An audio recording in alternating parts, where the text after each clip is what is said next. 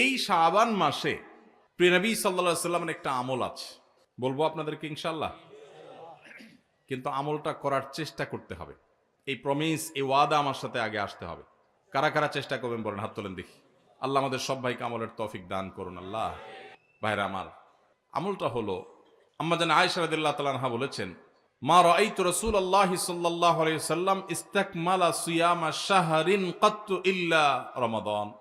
আমি নবীজিকে পুরো মাস শুরু থেকে শেষ পর্যন্ত গোটা মাস রোজা রাখতে দেখেছি একবার, শুধু বছরে একবার, সেটা হলো রমজান মাসে। আর রমজানের পরে পুরো মাস না, তবে মাসের বেশিরভাগ দিন রোজা রেখেছেন তিনি, এটা দেখেছি শুধুমাত্র শাবান মাস। কোন মাসে ভাই? শাবান মাস। আম্মা জান আয়েশা রাদিয়াল্লাহু আনহা আরেকটি হাদিসে আছে, সেখানে তিনি বলেছেন, কানান নবী সাল্লাল্লাহু আলাইহি সাল্লাম ইয়াসুমু শাবানা ইল্লা কালিলা। নবীজি শাবানের পুরো মাস প্রায় রোজা রাখতেন, কয়েকটা দিন বাদে, শেষের কয়েকটা দিন বাদে প্রায় পুরো মাস রোজা রাখার চেষ্টা করতেন। নবীজি সাল্লাল্লাহু আলাইহি সাল্লামের অত্যন্ত আদরের একজন সাহাবী যায়েদ রাদিয়াল্লাহু তাআলা আনহু, তার ছেলে ওসামা ইবনে যায়েদ, নবীজি সাল্লাল্লাহু আলাইহি সাল্লাম নাতির মতো আদর করতেন, স্নেহ দিতেন, ছোট মানুষ ছিলেন। ওসামা ইবনে যায়েদ রাদিয়াল্লাহু তাআলা আনহু তিনি বলেন, আমি নবীজি সাল্লাল্লাহু আলাইহি সাল্লামকে জিজ্ঞাসা করলেন, হে আল্লাহর রাসূল, আপনাকে দেখি আপনি শাবানে যত রোজা রাখেন অন্য কোন মাসে এত রোজা রাখেন না, কারণটা কি? হেতু কি? এ মাসে এত বেশি রোজা রাখার কারণটা কি?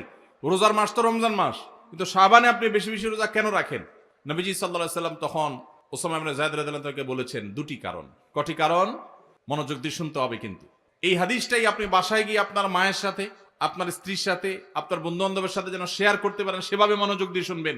ওয়াজ মাহফিলের কথা বেশিরভাগই হারায় যায়, হারায় গেলে চলবে না ভাই। আমি কষ্ট করে ঢাকা থেকে আসছি, আমার ভাইয়েরা কষ্ট করে আয়োজন করেছেন, আপনারাও কষ্ট করে আসছেন, সার্থক হতে হবে, এখান থেকে নিয়ে যেতে হবে। হাদিসটা ভালো করে মনে রাখবেন।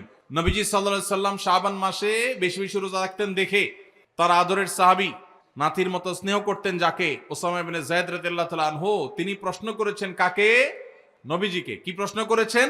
যে হে আল্লাহর রাসূল, আপনাকে শাবানে এত বেশি রোজা রাখতে দেখি, অন্য কোন মাসে এত নফল রোজা আপনি রাখেন না, কারণটা কি?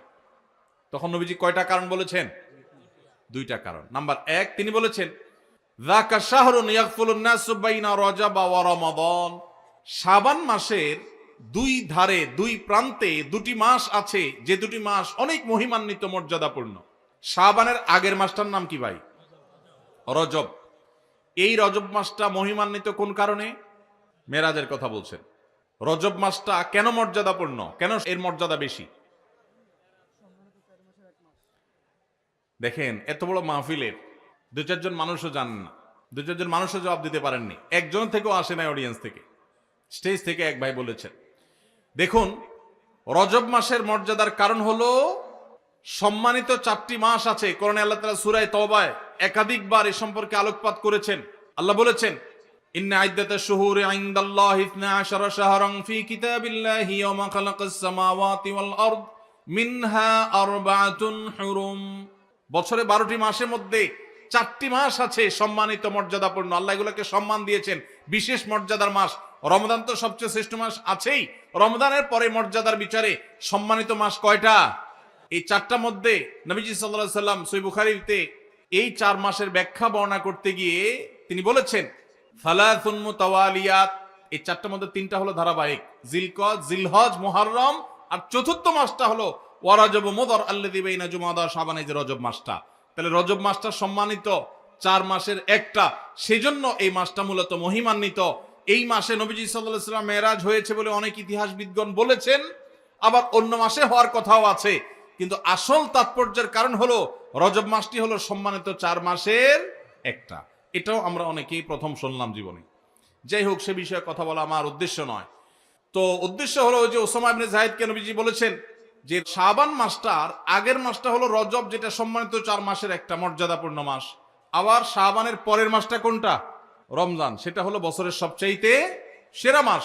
তো নবীজি বলেছেন, দুইটা মর্যাদাপূর্ণ মাসের মধ্যবর্তী শাবান মাসে মানুষ আমল ইবাদত না করে অবহেলায় বেশিরভাগ মানুষ কাটায়। বেশিরভাগ মানুষ অপেক্ষা থাকে রোজা কবে আসবে, তখন কোরআন তেলাওয়াত শুরু করব। রমজান কবে চাঁদ দেখা যাবে রমজানের, তখন নামাজ ধরবো। রমজান কবে শুরু হবে, তখন থেকে আমি তারাবি পড়া ধরবো, ভালো কাজ করা ধরবো। শাবান মাসে মানুষ রমজানের ক্ষণ গণনা, দিন গণনা করতে থাকে, অবসর থাকে, অলসতা করে, অবহেলা করে। নবীজি বলেছেন মানুষ যেহেতু অবহেলা করে, এই জন্য এই সময়টাতে আমি বেশি বেশি নফল রোজা রাখি, কারণ যেই সময়টাতে মানুষ অবহেলা করে ওই সময় ইবাদতের আলাদা গুরুত্ব তৈরি হয়। ভোর রাতের সময় সবাই ঘুমায় থাকে, এই জন্য তখন তাহাজ্জুদ পড়লে সওয়াব বেশি। হুজুরের সবাই সালাম দেয়, রিকশাওয়ালা বেচারারা কেউ সালাম দেয় না। আপনি যা রিকশাওয়ালাদেরকে আসসালামু আলাইকুম বললেন কেন? কারণ তারা অবহেলিত, তাদেরকে মানুষ সালাম দেয় না। তাহলে তাদেরকে সালাম দিলে, হুজুরের সালাম দিলে যে সওয়াব হতো তার চেয়ে সওয়াব বেশি হবে, কারণ অবহেলিত, এদেরকে কেউ সালাম দিচ্ছে না। একজন গরিব মানুষ, একজন অভাবী মানুষ, সিএনজি চালক, তার গাড়িতে উঠছেন, মুসলমান হলে তার আচরণ হবে উঠে বসেই আসসালামু আলাইকুম বলবে। চেষ্টা করা যাবে না ইনশাআল্লাহ? শাবান মাসে মানুষ অবহেলিত থাকে, সেজন্য এই মাসে আমলের গুরুত্ব বেশি। অতএব যেই কাজটা মানুষ অবহেলিত করে, গাড়িতে উঠার পর চালককে সালাম দিবেন আসসালামু আলাইকুম করে। যে মালিক গাড়িতে উঠে বসে চালককে সালাম দিতে পারেন, সেই মালিকের মধ্যে অহংকার নাই ইনশাআল্লাহ, তিনি বিনয়ী মানুষ। আল্লাহ আমাদের সব ভাইদেরকে বিনয়ী হওয়ার তৌফিক দান করুন। দ্বিতীয় কারণ তিনি বলেছেন কেন তিনি এই মাসে বেশি রোজা রাখেন, ওই যে ওসামা ইবনে যায়েদ রাদিয়াল্লাহু আনহু দুইটা কারণ বলেছেন। এর মধ্যে একটা হলো শাবান মাসটাতে মানুষ আমল ইবাদত একটু কম করে, কারণ রমজান আসবে আসবে বলে অপেক্ষা করে, সেজন্য তিনি এই মাসে বেশি বেশি আমল করেন, কারণ অবহেলার টাইমের আমলের গুরুত্ব একটু বেশি। দ্বিতীয় কারণ হলো তিনি বলেছেন ওয়া হুয়া শাহরুন তুরফাউ ফীহিল আমালু ইলা রাব্বিল আলামিন, শাবান মাসে বান্দার আমলনামা আল্লাহর কাছে উপস্থাপন করা হয়, ফেরেশতারা রিপোর্ট জমা দেয়।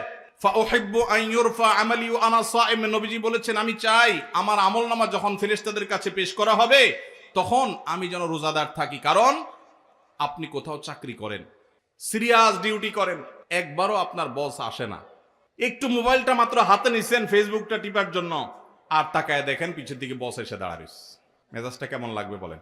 খারাপ লাগবে না? আর আপনি অন্য সময় যাই করেন না করেন, খুব সিরিয়াস মুডে কাজ করতেছেন, পিছনে তাকায় দেখেন মালিক এসে দাঁড়াইছে, কলেজেটা শান্তি হয়ে যাবে না? যাক মাশাআল্লাহ, এই বেচারা এসে আমরা যখন কাজে দেখবে বলবে বাবা খুব ভালো মানুষ, তো বেতন বাড়বে, তাই না? নবীজি সাল্লাল্লাহু আলাইহি সাল্লাম বলছেন যে আমি শাবান মাসে বেশি বেশি নফল রোজা এই জন্য রাখি, ফেরেশতারা আমার সারা বছরের আমলনামা আল্লাহর কাছে রিপোর্ট জমা দেন, সারা বছর কি করেছি না করেছি তার সব হিসাব জমা দেন। আল্লাহ যখন আমার হিসাবের প্রতি মনোনিবেশ করেন, ওই অবস্থা যদি আল্লাহ সুবহানাহু ওয়া তাআলা তিনি দেখতে পান যে তার বান্দা আমি রোজা আছি, তাহলে আল্লাহ একটু অনুগ্রহ করবেন, এই জন্য আমি এই মাসে রোজা রাখি। তাহলে নবীজি সাল্লাল্লাহু আলাইহি সাল্লাম শাবান মাসের রোজা দুইটা কারণ পাওয়া গেল, এক তো হলো গাফলতির সময় সেজন্য তিনি রোজা রাখতেন, দ্বিতীয়ত হলো এই মাসে বান্দার আমলনামা পেশ হয় সেজন্য তিনি রোজা রাখতেন। এই দুই কারণ আমাদের বেলায়ও আছে না নাই? তাহলে আমাদের রোজা রাখা উচিত না উচিত না? চেষ্টা করব তো ইনশাআল্লাহ। ভাইরা আমার, একটা প্রশ্ন আপনাদের মনে হইতে পারে, সেটা হলো আমরা তো শুনছি মানুষের আমলনামা সকালে বিকালে আল্লাহর কাছে জমা হয়, ফেরেশতারা জমা করে, আবার এখন শুনলাম শাবান মাসে জমা হয়, তাহলে দুই রকম হলো যে? এর উত্তর হলো আল্লাহ রাব্বুল আলামিনের কাছে আল্লাহর ফেরেশতারা মানুষের আমলনামাকে তিন ধাপে, তিন স্তরে, তিনটা লেয়ারে, তিনটা সময়ে আলাদা আলাদা ভাবে উপস্থাপন করে। একটা হলো প্রাত্যহিক রিপোর্ট, প্রাত্যহিক আমলনামা, ডেইলি, প্রতিদিনের আমলনামা সকাল এবং সন্ধ্যায়, সারা রাত আপনি কি করেছেন, ওয়াজ শুনেছেন না গান শুনেছেন, ভালো কাজ করেছেন না মন্দ কাজ করেছেন, সারা রাতে কি করেছেন, প্রত্যেকটা মানুষের হিসাব আল্লাহ রাব্বুল আলামিনের কাছে প্রত্যেকটা ভোরে ওই রাতের ডিউটি থাকা ফেরেশতারা জমা দেন। আবার সারাদিন আমরা যা করি না করি, সন্ধ্যায় সারাদিনের ডিউটিতে রত ফেরেশতারা আল্লাহর কাছে জমা দেন। তাহলে বান্দার আমলনামা, বান্দার রিপোর্ট জমা দেওয়া হয়, একটা হলো প্রাত্যহিক, প্রতিদিন, সেটা কখন? সকাল এবং সন্ধ্যা। বান্দার আমলনামা জমা দেওয়া হয় আরেকটা লেয়ারে, সেটা হলো প্রত্যেক সপ্তাহে 2 দিন, সোমবার এবং বৃহস্পতিবার। নবীজি সাল্লাল্লাহু আলাইহি ওয়াসাল্লাম যেন সোমবার বৃহস্পতিবার রোজা রাখতেন, কারণ সোমবার এবং বৃহস্পতিবার বান্দার আমলনামা ফেরেশতারা আল্লাহর কাছে পেশ করেন। তাহলে একটা হলো ডেইলি আমলনামা পেশ, সেটা সকাল সন্ধ্যা, একটা হলো সাপ্তাহিক আমলনামা পেশ, সেটা হলো সোম বৃহস্পতি, আরেকটা হলো বার্ষিক রিপোর্ট পেশ, সেটা কখন? শাবান মাস। বিভিন্ন অফিসে যারা চাকরি করেন মাসের হিসাব দেওয়া লাগে একরকম, ডেইলির হিসাব দেওয়া লাগে আরেক রকম, বার্ষিক রিপোর্ট দেওয়া লাগে আরেক রকম, আছে না নাই? ঠিক একইভাবে আল্লাহ রাব্বুল আলামিনের কাছে আমাদের আমলনামা পেশ করা হয়।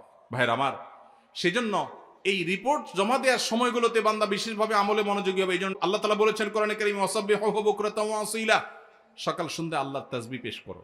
নবীজি সাল্লাল্লাহু আলাইহি ওয়াসাল্লাম সকাল সন্ধ্যা বিশেষ তাসবিহ পেশ করতেন, জিকির আজকার করতেন, দোয়া করতেন, আমল করতেন, কারণ এই যে আমল জমা দেওয়া হয়। আবার সোমবার বৃহস্পতিবার রোজা রাখতেন, কারণ আমলনামা জমা দেওয়া হয়। আবার শাবান মাসে বেশি রোজা রাখতেন, কারণ আমলনামা জমা দেওয়া হয়। তাহলে আমল নামা জমা দেওয়ার 3টা লেয়ার আছে, মনে থাকবে তো ইনশাআল্লাহ ভাইরা আমার। এছাড়াও শাবান মাসে বেশি বেশি নফল রোজার আরেকটা কারণ আছে, সেটা হলো ইস্তেহাদি, সেটা হাদিস দ্বারা না প্রমাণিত না, সেটা বিভিন্ন মুহাদ্দিসগণ, ওলামা একরাম, স্কলারগণ বলেছেন। সেটা হলো হঠাৎ করে রমজানের রোজা যদি রাখা শুরু করেন, সারা বছর এক রকমের খাদ্য অভ্যাস, সকাল দুপুর রাতে খেয়ে, এখন হঠাৎ করে অভ্যাসটা চেঞ্জ হয়ে যাবে, ইফতার এবং রাতে সাহারি খাবেন আর সারাদিন না খেয়ে থাকবেন। হঠাৎ করে 30 দিনের রোজা রাখতে কি আপনার কষ্ট হয় কিনা, অভ্যাসটা আগে থেকে যেন হয়, সেজন্য শাবান মাস থেকে কিছু কিছু নফল রোজা রাখতে হয়। এটা হলো ওয়ার্ম আপ, রিহার্সেল, প্রস্তুতিমূলক রোজা। এই জন্য ভাই এই শাবান মাসে বেশি বেশি রোজা রাখবেন তো ইনশাআল্লাহ। পুরো মাসের প্রথম 15 দিন 20 দিন রোজা রাখার তৌফিক যদি নাও হয়, অন্তত একটা রোজা হইলেও নবীজির সুন্নাত আমল করতে গিয়ে আমরা কারা কারা করবো একটু হাত তুলে দেখি। একটা হইলেও রাখবেন ইনশাআল্লাহ, নিয়ত করছেন তো ইনশাআল্লাহ। সবে বরাতেরটা না, ওইটা বাদে একটা হইলেও রাখবেন, নিয়ত করছেন তো ইনশাআল্লাহ। আল্লাহ আমাদের সবাইকে আমল করার তৌফিক দান করুন। এই আমলটা যদি আপনারা করেন ভাইরা, হারিয়ে গেছে সমাজে, আলোচনা নাই, সেজন্য আমি আলোচনা করলাম। বিলুপ্ত হওয়া আমলগুলোর একটা শাবান মাসে বেশি বেশি নফল রোজা। চর্চা নাই, আমল নাই, আলাপ নাই, মানুষ ভুলে গেছে। আপনারা যে ঘরে ঘরে রাখেন, মানুষ জানবে, সুন্নাহটা জিন্দা হবে, ঘরে ঘরে আমলটা শুরু হবে। আপনি অন্য মানুষকে বলবেন একই কথা, তাকে উদ্বুদ্ধ করবেন, তাহলে নবী সাল্লাল্লাহু আলাইহি সাল্লামের ওই হাদিসের ফজিলত পাবেন। আপনি মৃত সুন্নতকে জিন্দা করলেন, সেই সওয়াবটা পাবেন। চেষ্টা করা যাবে তো ইনশাআল্লাহ। তো এই মাহফিল থেকে আমি সামারি করছি, কথা তো অনেকই বললাম। দুটি জিনিস অন্তত আমরা সবাই সংকল্প করে নিয়ত করে যাব। মা বোনরা যারা শুনছেন, আপনারা যারা শুনছেন, সবাইকে বলছি, একটা হলো আজানের জবাব দেওয়ার কথা বলেছি, আর একটা হলো শাবান মাসে বেশি বেশি নফল রোজা রাখার প্রকার। 2টা 4টা 6টা ভাইরা আমার, রোজা রাখলে মরে যাবেন না, মনে হয় যে সারাদিন না খায় কেমনে থাকবো। যারা নিয়মিত নফল রোজা রাখেন তারা জান পানির মতো সোজা, কোনো ব্যাপার না, আল্লাহর রহমত। একটু চেষ্টা করলেই হয়, একটু হিম্মত করলেই হয়। চেষ্টা করা যাবে তো ইনশাআল্লাহ, নিয়ত করা যাবে তো ইনশাআল্লাহ। আল্লাহ আমাদের সবাইকে আমলের তৌফিক দান করুন। আসুন্নাহ ফাউন্ডেশন, উম্মার স্বার্থে সুন্নাহর সাথে।